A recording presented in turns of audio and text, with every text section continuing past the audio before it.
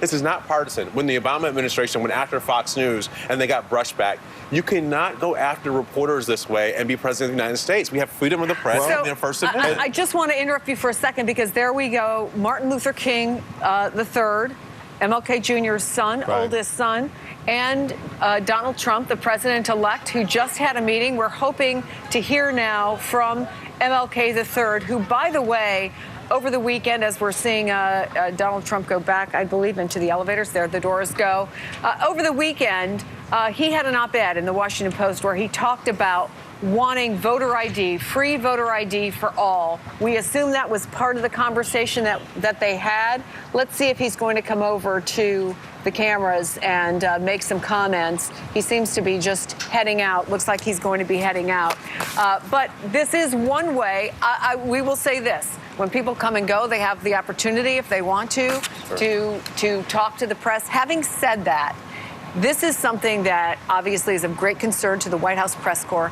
But are we navel-gazing, those of us who have worked over there at 1600 Pennsylvania Avenue? Do the American people care about this? I think, yes, the press is navel-gazing, and yes, it's incredibly important. Both of those things are true at the same time. You need to have a press corps that's involved and close enough to the action to be able to follow it and hold the administration accountable.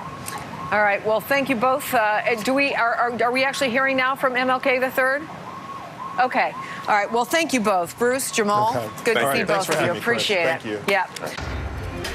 Live at Trump Tower, MLK III, let's listen. Conversation. We just had an extraordinarily constructive conversation about how to carry forth the legacy of Dr. King and, most importantly, make it easier for everyone to vote. As Martin put forth in a Washington Post op-ed just yesterday, we're 138 out of 172 democracies when it comes to voter turnout, and President-elect Trump has committed to us to work with us to once and for all make it easier for all people to vote. You will read about the Trump card, which is in the Washington Post story, and as Martin will tell you, it is every president, from Carter to Clinton to Barack Obama, who said the system is broken, and this president may well have the unique opportunity to finally live true to the Voting Rights Act and once again make it easy for all Americans to vote. Let me briefly not just reiterate, but state that we did have a very constructive meeting. The seminal right of the modern civil rights movement was the right to vote. And my father fought so diligently for, and certainly Congressman John Lewis and many others, Hosea Williams, fought for as well.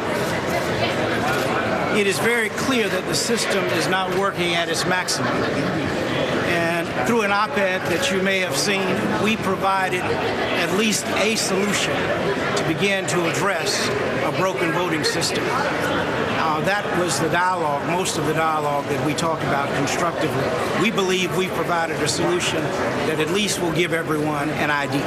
Mr. King, as you know, Representative Lewis still has the scars from the March on Selma. Were you offended by the president-elect's tweet that Representative Lewis is all talk and no action? Well, first of all, I think that in the heat of emotion, a lot of things get said on both sides.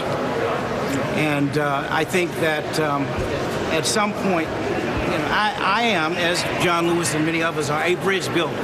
The goal is to bring America together and Americans. We are a great nation, but we must become a greater nation.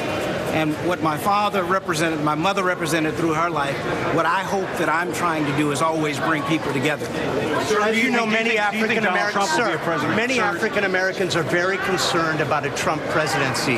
A woman came in here last week and told me he's going to have black people up against the wall, both literally and figuratively. Did he allay your concerns that he'll be a president for all people, black and white? Well, certainly he said that he is going to represent Americans. He said that over and over again.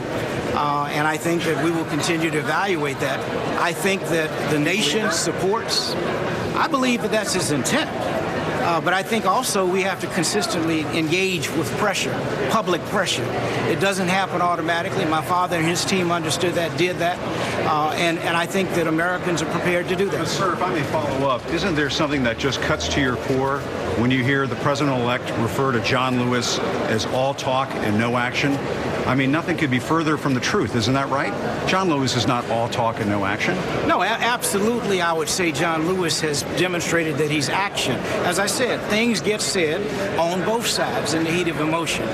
And at some point, this nation, we've got to move forward. We can't stay on. I mean, people are literally probably dying. We need to be talking about how do we feed people? How do we clothe people? How do we create the best education system? That's what we need to be focused on. On this day, what would your father's message be to President-elect Trump? What do you think your father's message would be to President-elect Trump? This is the final answer I'm going to have because I'm going to reiterate what I just said. I think my father would be very concerned about the fact that there are 50 or 60 million people living in poverty, and somehow we've got to create the climate for all boats to be lifted. In America, with a multi-trillion-dollar economy, $20 trillion almost, it's insanity that we have poor people in this nation. That's unacceptable. And when we work together, we know we can roll up our sleeves. There's nothing that we as Americans can't do. Thank you very much. Martin Luther King III on the day that remembers his father's life. No criticism for President-elect Trump, but clearly wants to work with him on a voter ID initiative after a year when many people would say across 2016, where in many states the rights of people to vote were in fact restricted. And so he is part of an organization called WhyTuesday.org, and you saw with him a lawyer, William Wachtel, whose father was an advisor and a friend of Martin Luther King Jr. They have been working. You saw him hold up that ID. That's exactly what they want people to be able to get for free, an identification that allows more people to vote. And so he said the system is not working. It is broken. And he had what he called a very constructive meeting with President-elect Trump.